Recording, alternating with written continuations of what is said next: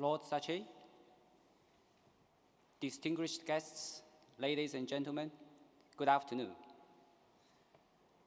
I'm delighted to join you at the Margaret Thatcher Conference on China and Britain, held by the Center for Policy Studies.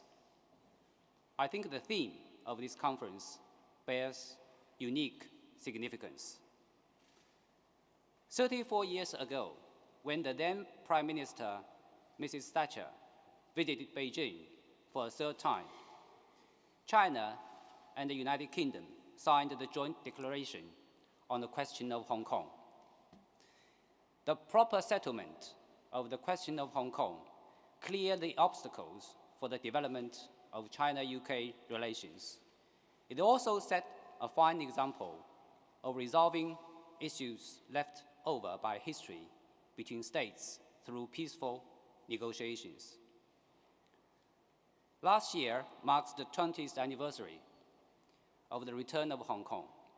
Over the past 20-odd years, one country, two systems has been a remarkable success in Hong Kong.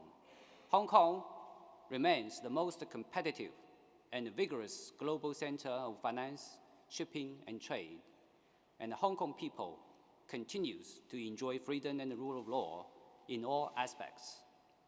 It has increasingly become a bridge and bond between China and the United Kingdom. 34 years ago, China just embarked on a great journey of reform and opening up. In fact, 2018 is the 40th anniversary of China's reform and opening up. This policy has brought profound and historic changes both to China itself and to China's relations with the rest of the world. It has opened three doors for China-UK relations. First, it opened the door for constantly upgrading our bilateral relations. Over the past 40 years, China has successfully transformed from the closed and semi-closed society to the one that is open, the one that has achieved all-around development and deep cooperation with the world. This has provided a historic opportunity for China-UK relationship to leapfrog from a comprehensive partnership to a comprehensive strategic partnership, and then to a global comprehensive strategic partnership for the 21st century. President Xi Jinping's state visit to this country in 2015 ushered in the China-UK golden era.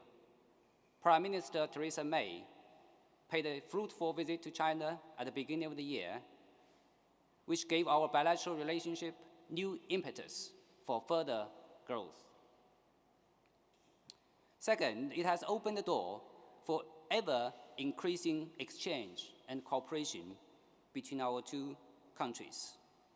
Through the reform and opening up, we have learned to keep our minds open, stay true to the facts, and keep abreast with the trend of the times, and to be pioneering and innovative.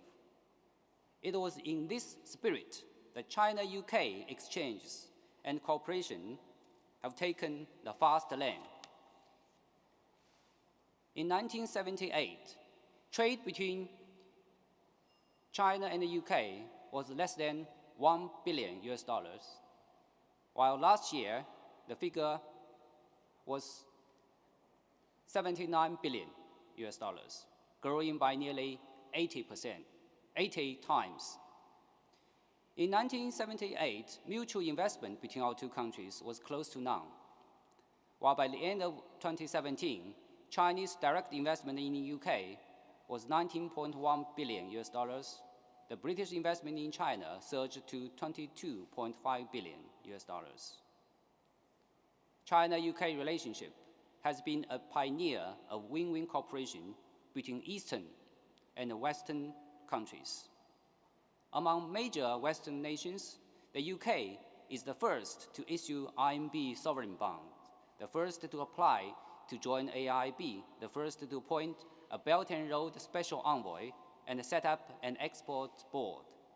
And UK was the first to issue with China the joint strategy for science, technology, and innovation cooperation.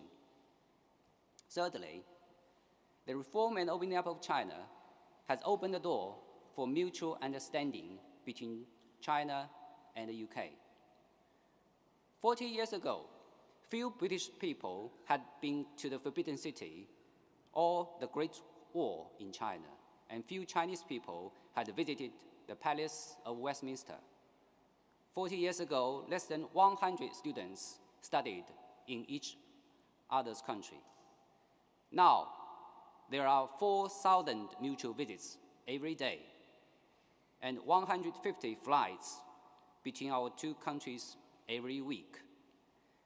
There are over 170,000 Chinese students in Britain and nearly 10,000 UK students studying in China.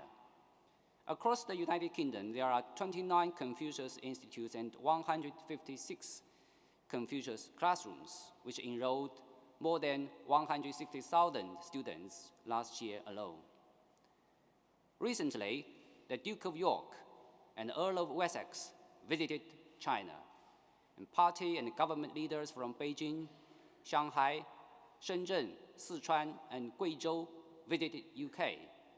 These visits have brought China-UK cultural, people-to-people, and regional exchanges to a new high.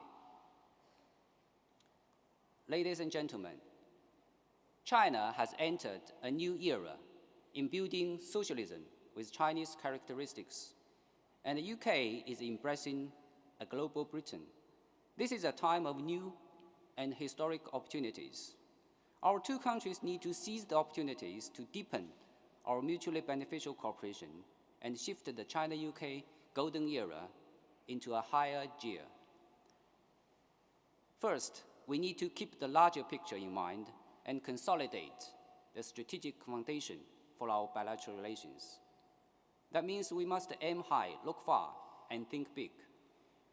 We must have a strategic vision for our relations. We need to put China-UK relations in the context of our respective development strategies and our efforts to building a community with a shared future for mankind.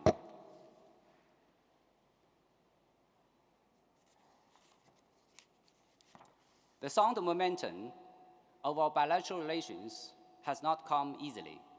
Therefore, it is all the more important and imperative that we implement the consensus reached by the leaders of our two countries, deepen political trust, strengthen strategic communications, and expand shared interests.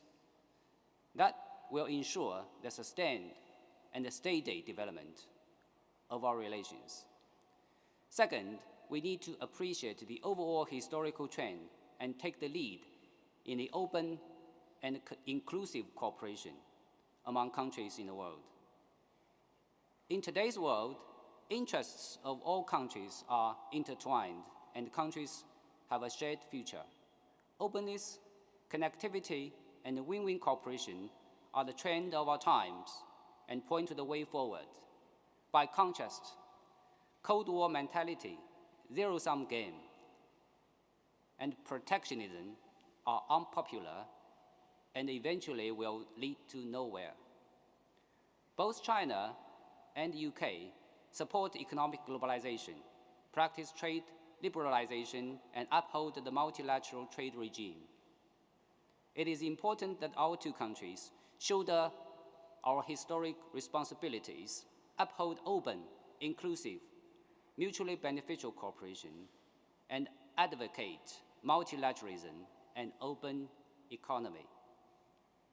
We need to take the lead in economic globalization and trade liberalization and continue to make our contribution to world peace and prosperity. Thirdly, we need to set grand goals and achieve win-win cooperation. Opening up is China's basic national policy and will continue to uphold that policy in the years to come. The policy will remain unchanged, I'm certain, for years to come. Looking ahead, China will only open its doors even wider to the world. At the annual conference 2018 of the Boao Forum for Asia last April, President Xi announced important measures for further opening up. To follow up, detailed measures were announced recently to further open up China's financial, insurance markets and cut tariffs on automobiles and consumer goods. China-UK trade and economic cooperation already enjoys high complementarity and a solid foundation. These latest opening up measures of China will in no doubt promise even broader prospects. Our two countries need to make full use of the China-UK economic and financial dialogue and other platforms to deepen our cooperation in areas such as infrastructure, equipment manufacturing, high-tech, and financial services. We need to expand our cooperation on the Belt and Road Initiative. We need to explore opportunities for further cooperation in the new areas such as artificial intelligence, digital economy, and big data. This coming November, the first China International Import Expo will take place in Shanghai. This will be a major event to further open up China's market. We encourage British enterprises to take an active part in the expo and share the opportunities of China's open development. Fourth, we need to show big wisdom in addressing the differences between our two countries. China and UK differ in history, culture, social system, and the development stage. It is only natural that our two countries see things differently from time to time. This is hardly avoidable even between the best of friends. One quality of the ever-maturing and stable relationship between our two countries is that we can approach and address our differences properly. The development of China-UK relations over the past 4 decades and more has not always been smooth. We have seen ups and downs. However, I believe the majority of the people in our two countries believe to develop a friendly and a win-win relationship between our two countries are in the interests of our two countries, our two peoples, as well as in the interests of the world at large.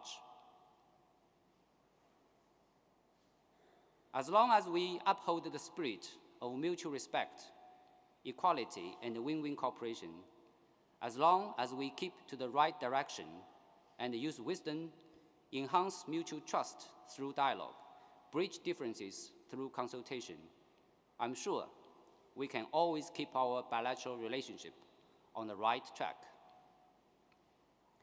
Ladies and gentlemen, a poet of China's Song Dynasty wrote this: "I do not fear that floating clouds may block my vision, for where I stand is the top of the mountain." China's reform and opening up promises a grand vision, just as we stand on the top of the mountain. Mrs. Thatcher saw this vision on her visit to China in 1982. She said she was deeply impressed by the reform and the opening up launched in China a few years earlier. Another lady Prime Minister, Mrs. May, also saw this vision. During her visit to China at the beginning of this year, she spoke highly of the huge achievements of 4 decades of reform and opening up in China. She also welcomed the significant opportunities that the Belt and Road Initiative offers for further prosperity and sustainable development across Asia and the wider world, and reiterated that China and UK is natural partner for the Belt and Road building. The world is experiencing a new round of profound and development and transformation. President Xi Jinping has called on both China and the United Kingdom to give our bilateral relationship a new meaning in this new era and make our relationship more strategic, more practical, more global, and more inclusive. I believe that as long as China and the UK follow the international trend of development and progress and advance our bilateral relations with a strategic vision, with political wisdom, we will be able to write a new chapter for China-UK win-win cooperation and take the golden era to a new high. Thank you very much.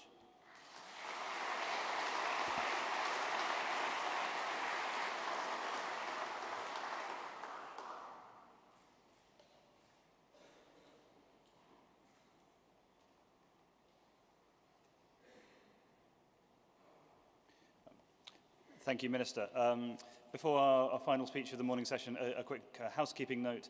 After this session, there will be refreshments available at the back of the room, and if you could then please reconvene at 20 past for the second panel discussion on doing business in China.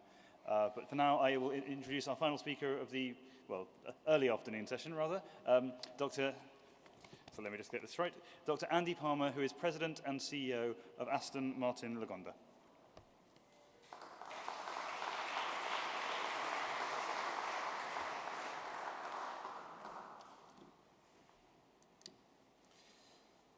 Good afternoon, ladies and gentlemen. As I've already been introduced, my name's Andy Palmer and I'm President and CEO of Aston Martin Lagonda. And I'm extremely honoured to be with you today amongst such esteemed company.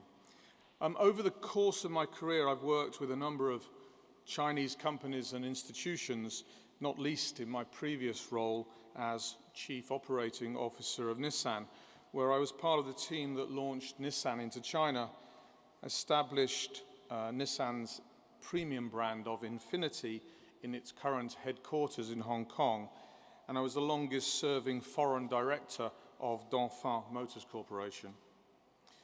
This experience has given me at least a clearer understanding of what collaboration between the UK and China can offer to both parties.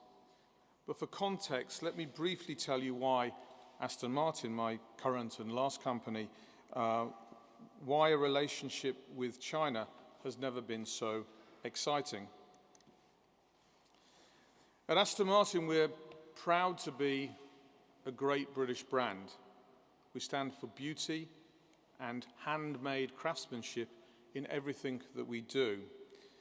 Developing Aston Martin's customer base in new and existing markets around the world has been one of the core tasks of what we call our second century plan. In other words, our 7-year corporate plan. And let me give you a brief snapshot of what we're doing. In 2015, we set about embarking on the implementation of this second century plan, which consists of 3 distinct phases. The first phase is one of stabilization, the second of core strengthening, and the third of portfolio expansion.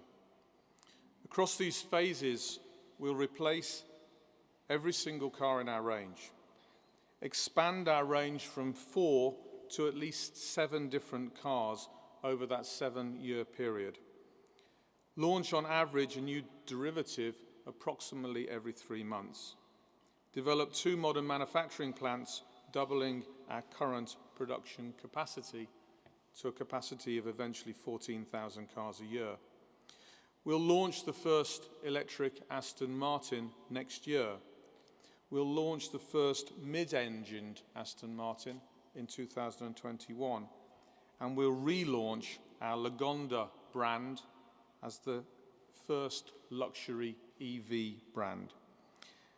Our ambitious plans have already started to have a very positive impact on our business. We are now 3 years into the plan, and earlier this year we announced a 105% increase in profit, and we've been recognized as the fastest growing brand of all brands in the UK and the fastest growing automotive brand in the world. I'd like to think it's proof that our plan is working. We're successfully expanding our business, developing new products and building new partnerships around the world. So now to my point, at the heart of each of these key areas, China has been an integral driving force, and I'd like to explain why. Our business in China is expanding significantly. We've seen an 89% increase in sales year on year in China, meaning that in 2018 year to date, we're number one in terms of sales in the high luxury sports segment. Yes, that means beating Ferrari. Not always on the F1 track, but certainly in China. Because of this, we've been able to launch our dealer investment program, which will see £20 million direct investment into new dealerships in China. In fact, I was fortunate enough to travel with the Prime Minister at the start of this year as part of the UK business delegation to China. And whilst I was there, I was able to set out our 5-year plan for China, which in the first instance will see us open 10 new showrooms by the end of this year. While I was there, I also announced a 5-year trade and investment drive in China, which is worth £620 million, which includes, amongst many other things, those new dealers, a new design studio in Shanghai, and a new technical and training partnership with Cinematic Automobiles. Of course, all of this would not have been possible without firstly providing the right product offerings. Understanding your customer is a key today, as it's always been, and it's key for our increased presence in China, providing us with greater contact with our Chinese customers so that we're better able to develop products with them in mind. These new products, launched over the course of the Second Century Plan, will both replace and expand our current portfolio in areas new to the company. They've been created with a greater appeal to our customers around the world by listening to our customers and what our customers want from an Aston Martin or indeed a Lagonda, and nowhere more so than in China. Of these products, our first SUV, which we call the DBX, and our first electric vehicle offerings, which we call Lagondas, we hope will resonate with customers in China. Next year, we'll introduce the company's first ever SUV, the Aston Martin DBX, a product that we believe is important to the Chinese market because, well, firstly, SUVs are the fastest growing automotive segment in the world today, meaning that there's a huge opportunity in that segment. 72% of Aston Martin customers also own an SUV, so we know our customers appreciate the utility of SUVs. As SUVs are traditionally favoured by women for their higher driving position, utility and safety features, this allows us to address a different segment of the society which we traditionally sell to. And in fact, today, 50% of Aston Martin sold in China are sold to women. So this product is being launched to tap into a growing market and address the needs of the Chinese consumer. As well as style, we're also introducing new electric powertrain technologies. By mid-2020, all of our products across the Aston Martin range and the Lagonda range will be electrified, whether that be by hybrid electric motors or pure electric. China has been one of the leaders in pursuing the adoption of electric cars. And it's thanks in part to President Xi Jinping and his focus on increasing the number of electric cars on the road in China and the desire for so many consumers to embrace non-polluting technology that has meant that the demand for electric vehicles is growing rapidly. So we're driving our design and our technology to satisfy that need, and we'll be delivering the first fully electric Aston Martin, the Rapide E, in 2019, followed in 2021 by the rebirth of our Lagonda brand, which will be the world's first truly luxury electric brand. We believe that this is an investment which will help satisfy the demand for handcrafted luxury electric vehicles in China. Our investments and experience in this area is already delivering real benefits in China through our Aston Martin consulting business, where we're advising a number of Chinese companies. But just as our current growth in the Chinese market has helped us to invest in new dealerships and expand our reach to Chinese consumers, China has a wealth of talent and experience to offer, and we are proud that our team in China, around 40 people, is 100% Chinese staff, no expatriates. Our ability to grow for the long term and better understand what our future customers in China will want in 5 years and 10 years is being realized through both our talented regional Chinese team and the Chinese nationals in various partnerships that we've been developing in China, such as that with Cinemac Automobiles, where we're collaborating in the areas of electric mobility and connected technologies, and in Tongji University, the College of Design and Innovation, where our product development and design teams are working with the faculty to develop a better understanding of tastes, desires, and future requirements of Chinese customers. In my opinion, a partnership should mean just that, where both sides have something to share and something to learn. So what about the big picture for automotive between the UK and China? I can honestly say that this is the most exciting point in our industry since we changed from the horse to the motor car. The changes we see in the coming years will be simply unparalleled, be it in the area of zero emission, connected cars, ride sharing, or autonomous driving. But we may well ask, why should China care? Why should they care about automotive manufacturers such as Aston Martin and Ferrari, whose frankly sales in China is really, really small, and we don't make cars in China? An Aston Martin that's not made in the UK is simply not an Aston Martin. Well, in automotive Darwinism, our ecosystem, the latest cutting-edge technology is always applied first to luxury and sports cars, and that point has never been more relevant than it is today. When you think of an electric car, normally you think about the difficulty of managing the battery and the cells. Frankly, it's a huge oversight, and I speak as somebody that introduced the Nissan Leaf to the world. There are fundamentally 4 attributes to any electric vehicle. Yes, it's true, battery and battery management technology are key, and it's frankly true that China leads the world.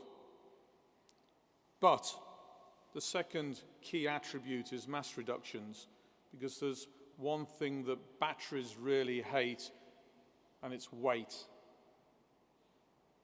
And guess what? Sports car makers are really good at mass reduction. Thirdly, drag reduction. Drag reduces the range of an electric car, aerodynamics. And guess what? Sports car makers are really, really good at aerodynamics. And lastly, manufacturing. We've been making cars for 105 years. When we make a car and we launch it, we ramp up to full volume in about 6 weeks. But there are other startup electric car makers demonstrably unable to ramp up to full production. and you need to know how to make cars to make cars.